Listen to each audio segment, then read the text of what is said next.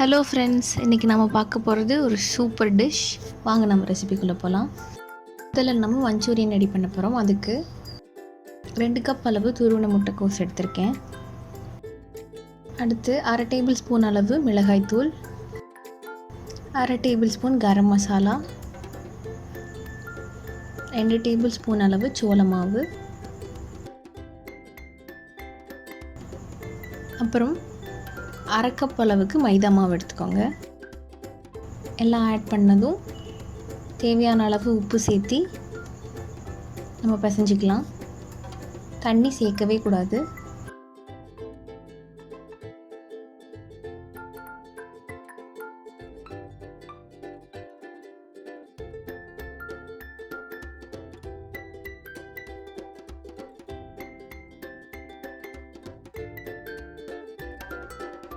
நல்லா பிசைஞ்சிட்டோம். மாவை இப்போ நம்ம மீடியம் சைஸ் பால் அளவுக்கு உருண்டை பிடிச்சிக்கலாம். சைட் டிஷ்ஷாக நமக்கு ஃபஸ்ட்டு மைண்டில் வர்றது இதுதான், கோபி மஞ்சூரியன். அதையே இன்றைக்கி டிஃப்ரெண்ட்டான ஒரு மஞ்சூரியனை நான் பண்ணியிருக்கேன். கேபேஜ் பால்ஸ் இப்போ ரெடி. அதை நம்ம எண்ணெயில் நல்லா பொரிச்சு எடுத்துக்கலாம். பெரிய பாத்திரத்தில் பொரிக்க தேவையான அளவு எண்ணெய் ஊற்றி நம்ம காய வச்சுக்கலாம்.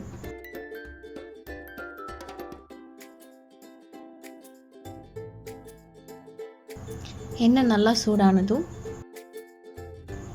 தயார் பண்ணி வச்சிருந்த கேபேஜ் பால்ஸை எண்ணெயில் பொரிக்க போடலாம்.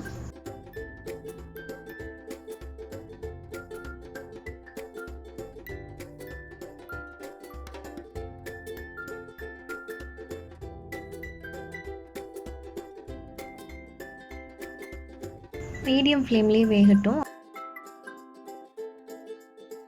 ஒரு சைடு வெந்திருக்கும். இப்போ நம்ம நல்லா கிளறி விடலாம். அதை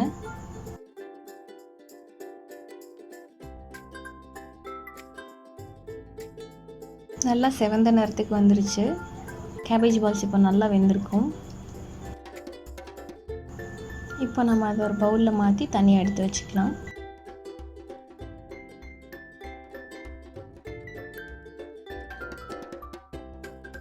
தாளிக்கிற பேனில் 2 டேபிள் ஸ்பூன் அளவு எண்ணெய் ஊற்றிக்கோங்க. எண்ணெய் சூடானதும் பொடியாக நறுக்கின பூண்டு ஆட் பண்ணிக்கலாம். கொஞ்ச நேரம் பூண்டை வதக்கிக்கலாம். பொடியாக நறுக்கின பெரிய வெங்காயம் ஒன்று ஆட் பண்ணிக்கலாம். அது நல்லா பொன்னிறமாகிற வரைக்கும் வதக்கிக்கலாம்.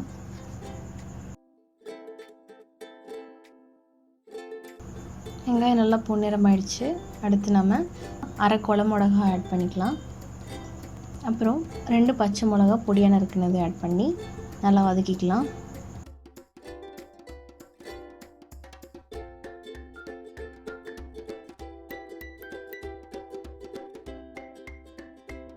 மிளகாய் நல்லா வதங்கினதும் உப்பு ஆட் பண்ணிக்கலாம். ஆல்ரெடி நம்ம கேபேஜ் பால்ஸில் ஆட் பண்ணியிருப்போம், அதனால் கொஞ்சம் பார்த்து ஆட் பண்ணிக்கோங்க. அப்புறம் 1/4 டேபிள் ஸ்பூன் அளவு பெப்பர் ஆட் பண்ணிக்கோங்க. மிளகு இன்னும் கொஞ்சம் ஆட் பண்ணிங்கன்னா ரொம்ப நல்லாயிருக்கும்.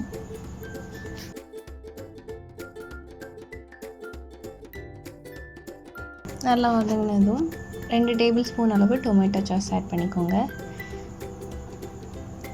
1 டேபிள் ஸ்பூன் அளவு chilli, 2 tablespoon soya sauce, 1 tablespoon green chilli sauce add பண்ணி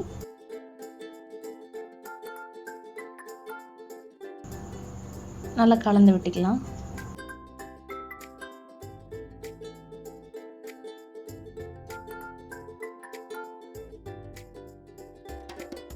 மஞ்சூரியன் கொஞ்சம் லிக்விட் இருக்கணும் அப்படின்றதுக்காக இன்றைக்கி நம்ம 1 டேபிள் ஸ்பூன் கார்ன்ஃப்ளவர் எடுத்துருக்கோம். அதில் கொஞ்சமாக தண்ணி ஊற்றி கரைச்சி அதில் கலந்துக்கலாம்.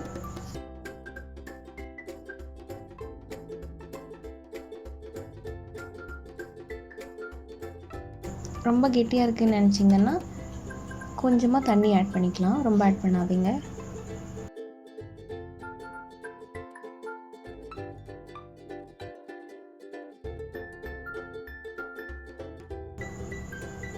இந்த ஸ்டேஜில் நாம் பொரிச்சு வச்சிருந்த கேபேஜ் பால்ஸ் ஆட் பண்ணி மிக்ஸ் பண்ணிக்கலாம்.